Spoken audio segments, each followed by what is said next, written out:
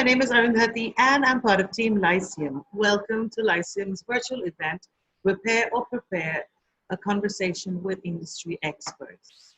Today, our expert is Mr. Lakshmipati Hari. He is the Director Global FP&A, and he manages finance and shared services and caters to the corporate in Europe and North America. The services include accounting, FP&A, treasury, tax, procurement, and financial reporting. As one of our experts, we look forward to hearing from you and learning from what you have to say during this conversation. Thank you so much. Thanks a lot for inviting me over here, and look forward to interacting as much as I can with Lyceumm and be of any assistance and use as I need. Thank you.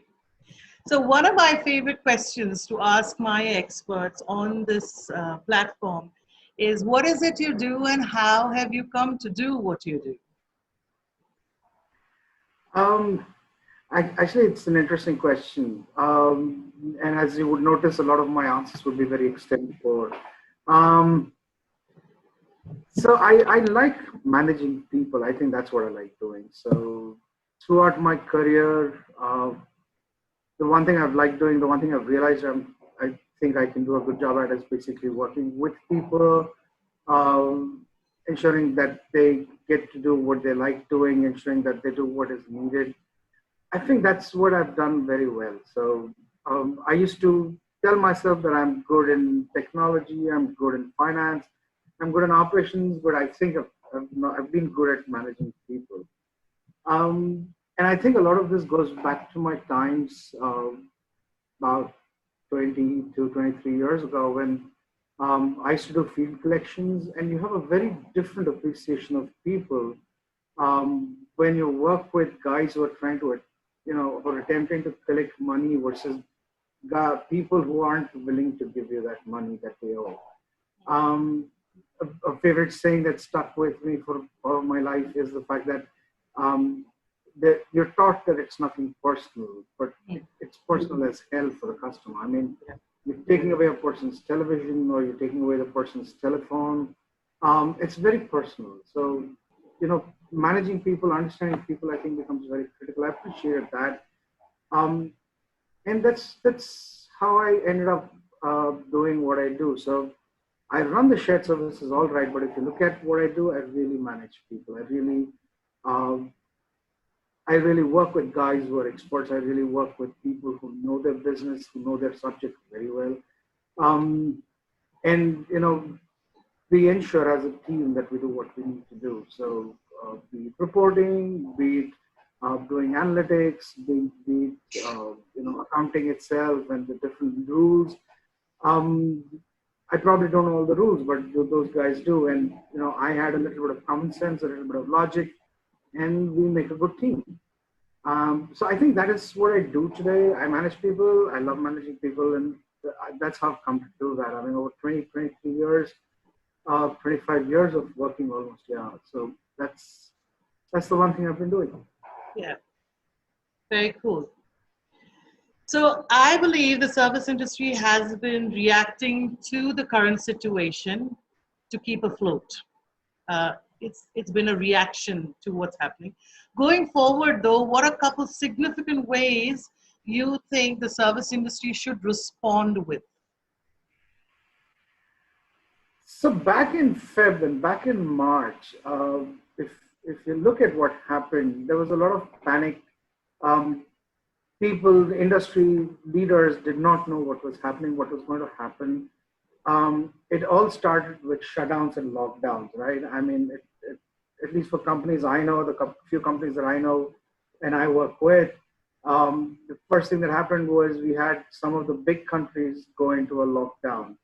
And when they did, we suddenly saw business, crash. A lot of, customers suddenly went from having roaring business to no business. Everybody had cash in hand. I mean, you've heard the airline industry talk so much about it. You've heard the hotel industry talk so much about it. me as a service industry got directly impacted because we service their customers, right? That industry does, and we have over 500,000 people who support that business. Not my company, but the market in general in India.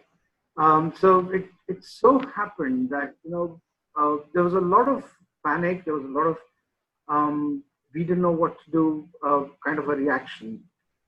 But I think as the situation, as the COVID situation has progressed, as we've seen life coming back to normal, I mean, governments, people, markets, everybody has realized that this is not going to go away anywhere anytime soon. So we have to figure out a way and start moving around it, and not.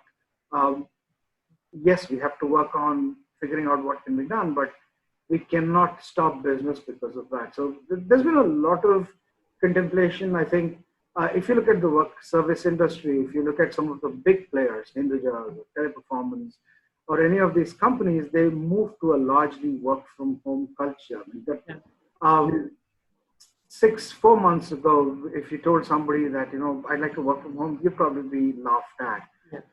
4 months to date, I think now if you tell them you go to the office, you'll probably be laughed at. I mean, that's how drastically it's changed. Yeah. The concept of working from home, the concept of staggered shifts, I mean, you don't need to work the 6 p.m. to 3 a.m. anymore, or you don't need to work the 2 p.m. to 11 p.m., or you don't need to work the 9 a.m. to 5 p.m. You can stagger yourself now. You could probably do a 9 to 11, 1 to 3, 5 to 7, 9 to 11. You could do as long as you're giving those 8 hours, because one of the big things that it has done to the industry is it's suddenly given the industry a lot of flexibility. And that works very well. It works for the customers as well, because we're not, it suddenly is a case where, I don't need 500 people. I could do the same thing with 300 people, keep them actively employed, keep them fully engaged. Because I can now, because my guys are mostly working from home, they can do staggered shifts. The other concept that we've been exploring, right? You're not just working from home, you're working at home as well. So it's a huge paradigm shift in the way we think about our lives, we think about our careers. So, I mean, if you look at the service industry, it's slowly adapting to it. It's slowly getting to a point where, um, you know, innovative ideas, working from home, getting the equipment, using the equipment of the employee, which was a complete no-no at one point in time, or shipping the equipment to the employee's house. I mean, the kind of trust that you're trying to place on a person. Again, there are accounting-related fundamentals that get changed because you're sending your equipment to a person. Again, in countries like India, it's a lot safer for us to actually have the employee have company's equipment because there are securities. There are countries like the US and a couple of other countries where you can never really be very sure of the security of the equipment. So it's ironical I say that, but that's the truth. Yeah, it is ironical. The nation that you mentioned as insecure is ironical. Yeah, it is. But it is the truth. I mean, unfortunately, yeah. It's I kind of I think it also goes on to show how things can change so rapidly. The service industry went through like a shock. You have about 45 million people in the US have gone out of jobs, not necessarily in the service industry, but across US. UK is saying it will have about 3 million people out of industry, out of jobs in the next few months. India has about 120 million people out of jobs. But again, you've got to understand, this is when the service industry probably becomes that much more busy because there are small things in life that I did not care about before that I now care. I mean, take my Tata Sky connection, for example. I'm today going through a fine-tooth comb and taking out every channel I don't need. And then I'm calling the customer care like 4 times because I don't believe that some of the channels that they're offering at a price shouldn't come into the free channel list, So I'm servicing the customer, keeping the customer happy. Online delivery, take Amazon. The whole service part of the delivery. People don't want to shop out, they want to be safe. So the kind of steps Amazon takes to ensure that The packaging is trusted when it goes to a customer's house. The customer doesn't think twice about picking up the package, right? I mean, it's a COVID time. I don't know, somebody spits on a package and gives it to you just because the person wants to take revenge. I don't know. I mean, there are these paradigm shifts. There are shifts in trust. There are shifts in culture. There are shifts in the way people work. I think given the next few months, a lot of these will stay long after the crisis is gone. Yeah. And the industry has responded very well. I mean, in terms of being fast, in terms of being very innovative. You take the outsourcing industry, you take the service industry within India. I mean, Amazon, for example, right? I mean, I'm more confident picking up a package from Amazon than I'm picking up vegetables from my friendly neighborhood kirana store. So imagine how much they've done, how much they have focused on or advertised. So few things that that people will do. They will look at innovation. They will look at cutting costs. They will look at utilizing the facility they have, because people are not there at the facility now, right? So how can I better use the facility? Do I need such a big facility? You'll see some of these go through, and companies adjusting to the new reality to keep themselves afloat. Right. And response to crisis we're all seeing. So I don't know if I've given a good answer, but a long-winded thereof. Yeah. Yeah. No, you also touched on some of the aspects of how a business can actually ensure business continuity and sustainability. By taking certain measures, especially with the service industry. Do you want to expand on that a little bit? I mean, because you have actually dabbled in your previous answer with it. So, how do you reckon, what are some of the things that the service industry can actually bring into play so that, they can build on sustainability and continuity? A key thing that I think that's going to happen over the next few months is a lot of the clients who work with the service industry, okay, let me rephrase my answer. I think the service industry is going to become more of a partner, less of a vendor, less of a service provider, will become more of a partner. I think that's one of the big changes that you will see it's basically a two-way street. You're ensuring business continuity for yourself. You're ensuring business continuity for your client. Even if it's a captive setup, how much of your service side of the business can partner with your production or your supply side of business will really determine how stable you can be. I think that's the first thing. Second thing is, I think another fascinating thing that I think is going to happen over the next 3 or 6 months, and I already see that happening. There are companies I cannot take name of, but privileged information. So I'm sorry about that. But and that's not necessarily the company I work for. But I've seen a lot of these companies now suddenly go to tier 3, tier 4 cities. I mean, they're going very, very deep into the country. They're saying, where can I find good people? And why don't I get them working for me? Here's what happens, right? I mean, this is something we had discussed a long time ago, not here, not on this forum, but a bunch of friends and I were discussing at one point in time as to why a city like Rajahmundry or why a city like Vizag would probably make a lot of sense. It probably will make a lot of sense because for a person earning 20K in a town like Rajahmundry, is almost like the equivalent of earning 50 or 60,000 rupees in a city like Hyderabad. And at 20,000, the economics just swings big time towards the company's favor.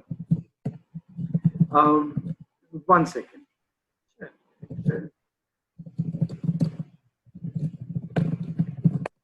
So that's one of the first things that I think is going to happen. Leveraging new sites, new cities, new towns, new places, new talent. I mean, we have a lot of talent that sits at home because they primarily work from, they can't get out of their house. So the service industry is going to start reaching out to these guys. Um, See, this is what happens, right? Look at it from a business perspective. I can work with such folks, and I am not committed into, what's the right term for it, but um, I can work with people with a segment of the population and do my business, not having a full-fledged full-time employee contract. Let's put it that way. Yeah. I can work with temps. I mean, that's unheard of in India. Temporary workers. Yeah, that's not something that's very popular in India. I mean, very few companies use that. Amazon uses it. A couple of our Flipkart probably uses that, but not most of the industry. But if you look at that, that's another thing that's probably going to start happening. All these help get the costs become what I would say variable. So I can play with my costs based on the revenue that I'm generating. Two things it does. One, it suddenly takes off the entire instability factor for the company, and B, it gives a fantastic platform for the business to really expand. So if I want 500 people, it's not very tough for me to get. But at the same time, if I don't want those 500 people, it's not a heartbreaking event for me. So I think this is what's going to happen. I mean, these are the changes I see going to little towns. Working from home as a paradigm itself is going to change.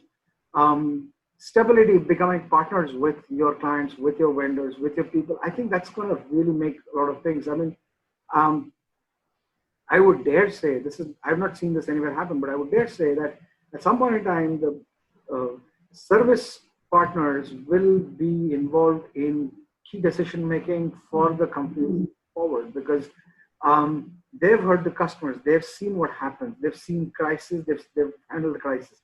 I think they're the best people to tell you what needs to get done. So a lot of innovation, a lot of product innovation, a lot of market innovation will happen. And all this will be directed at the simple, it's basically the spread, right? You cannot be a single service provider anymore. So all this is to get the spread going. You'll see a lot of that happening in the industry. I mean, both for continuity and stability, all of these going to happen. Right. Yep. What would you consider accelerants to recover from this situation? That's a good question. Again, the faster the countries decide that, okay, I don't know if I'm coming across as a cold guy who doesn't care about the health crisis, but the faster the countries figure out that the measures that are being taken aren't really helping. Again, you hit a peak, you're going down under. It's about that people now know there's enough education in the system. How quickly can you open up for business again? How quickly can you start taking some calculated risks? And how much can the industry I work for help convince the powers that be that you need to make that happen? I mean, I don't know if you know, but there's a theory called the Arcane Economic Index, where one of the indexes of judging if your economy is doing well or not is the price of the Mac burger, the double Mac basically.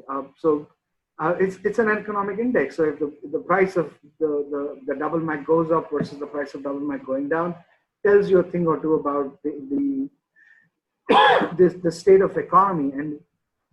And as businesses go, as you keep the Macs shut, and as you keep them out of business, and as people want to go back and get them going, the fact that it's an economic indicator is the amount of consumption that happens on that one double Mac, and that's the reason why it is. So these indicators will soon spring and tell you what's real and what needs to happen. So these are things that you need to do to really accelerate the recovery. You need to get the low level workers back in action. I mean, the blue collar really needs to get back to work.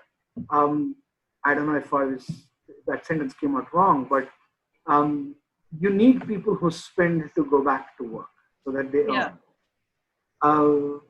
I think the economy, I think countries are beginning to realize that. Uh, and I'm a big supporter of Trump when he says this. He says we can't shut the economy down. We need to open it up. And he's so true because America is a power it is because of the market it has. I mean, it's a $20 trillion economy.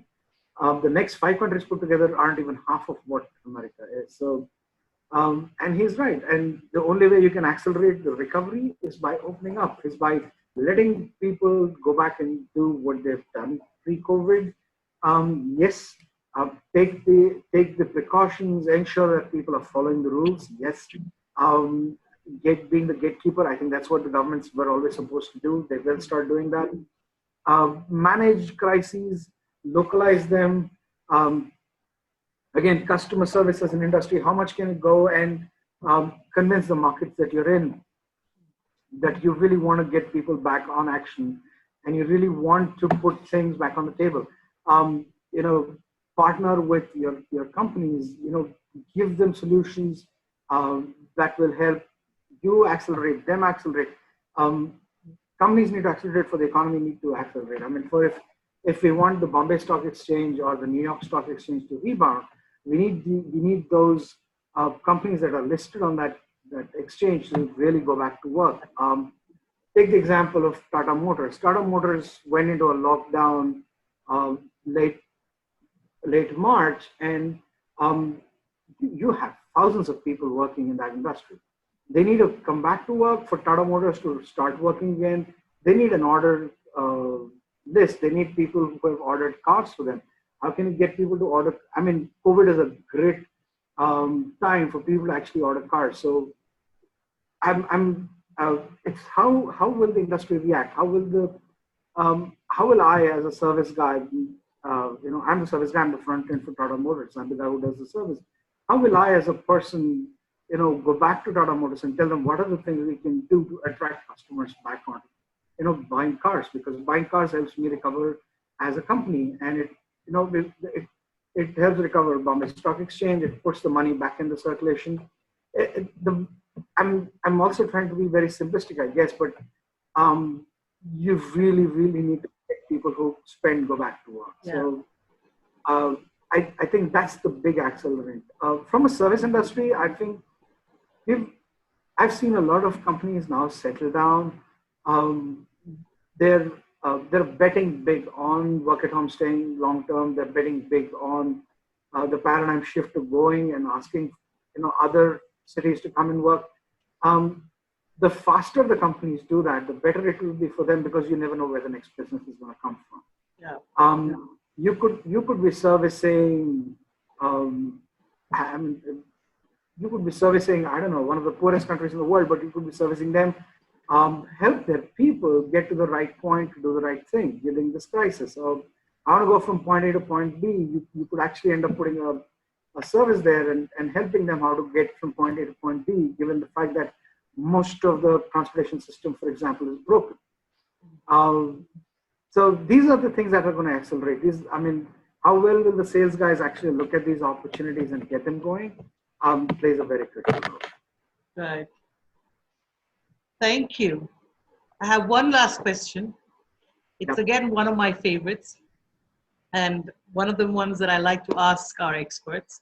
In your opinion, how do you think a person should, in what ways a person should retool themselves or rewire themselves so that they can actually push through the situation? And I'm referring to individuals, you know, who then comprise a team, and a team, a company, or an organization, essentially. So as an individual, what, in your opinion, should we be doing to come up above this in terms of retooling ourselves? Fascinating question, no doubt. Let me start with a little thing I used to consider a joke. I used to, when I started work in 1995, 96, and a couple of my friends were, starting to be doctors, I used to joke about the fact that they have to be forever studying, forever reading books, forever updating the knowledge they have for them to stay relevant in the field, because of the rate at which their field changes, the rate at which they need to change the way they treat the people. Um, Up came software industry, and I used to make the same joke about the software industry too. You always have to learn a new language, otherwise you won't know what's happening. You always need to understand your systems, otherwise you'd be a dinosaur long, much before you know. I think that applies to everybody. I think this crisis has taught that. Um, Everybody needs to rewire. Everybody needs to be on top of what they know, or update themselves as regularly as they possibly can. And I think it's critical, not just now, I think even go forward. As an individual, if you ask me, I mean, over the last 3 months, I've put in a lot of effort to learn a lot about finance, which is what I work with. And, I've suddenly realized there's so much I don't know. You rewire yourself. I mean, um, you cannot ever say that I will not accept a change, or I will not do something, because that's not how I've done my work for 25 years. That isn't going to work.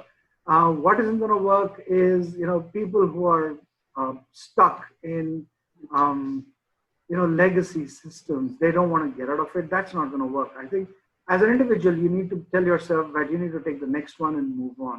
Yeah. As a team, I think though, as a team, the team needs to start thinking they need to do something different. They need to do something new to survive. It goes up the same value chain, right? I mean, systems are changing, your practices are changing, the way you do business is changing. You cannot be old style anymore. So I think every person has to make that effort. Everyone has to make that effort. You, me. I mean, in the last 3 months, like you were saying earlier, part, working through videos, working through online content, working through, this is not something we did as often as we do now before the crisis hit, right? I staying in front of my laptop and staying in touch with my people. I mean, I'm a big believer. Like I said, I love working with people. I'm a big believer in meeting people, taking them out for dinner, talking to them, spending hours with them over a cup of chai. You don't get to do them, so you change the way you work with them. Now I started picking up the phone, talking to them a lot. I used to hate picking up the phone once upon a time. Again, have I changed myself completely? No, I still don't like picking up the phone, but I have. I'm trying to change myself, because that's the way you need to communicate now. You need to be in front of the system, in front of the camera a lot longer. So you're a lot less camera shy than you were 3 months ago. Yeah. So I think these are things that simple things. I think one of the problems that people have, and I don't know if this is a forum where I can pass on a piece of advice, is a lot of times people think when you're changing or rewiring or learning new things, it's very complicated. I think it's the most simple things that you need to change and you need to learn. The very elementary things that you need to work with to make that change. At the end of the day, the accounting process doesn't change. At the end of the day, your customer service process doesn't change. At the end of the day, how you manufacture an N95 mask doesn't change. At the end of the day, how you manufacture a car doesn't change. What changes is some of the very simple, basic things. All you need to do is to understand and get those basic things. You don't overcomplicate, what you need to do. As long as you keep that in mind, I'm sorry, as long as you keep that in mind, I think it's something that's not very tough to do. So that's my opinion. That's what I think people need to do. That's what I need to do. I need to change a lot of things I'm resistant of. As you saw me in the first video, I was completely uncomfortable, but that's got to go, right? Yeah. So this one's far better. I mean, I think both of us need to give ourselves a tap on the shoulder, because we're doing well here. With the camera on, Yeah. Thank you so much, Hari. Thank you so much for taking the time to do this with us. We look forward to our next conversations and learning more. Really, we appreciate you being here and supporting Lyceum in this manner. No Yeah. problem. Always welcome. Thanks a lot for giving the opportunity. Thank you.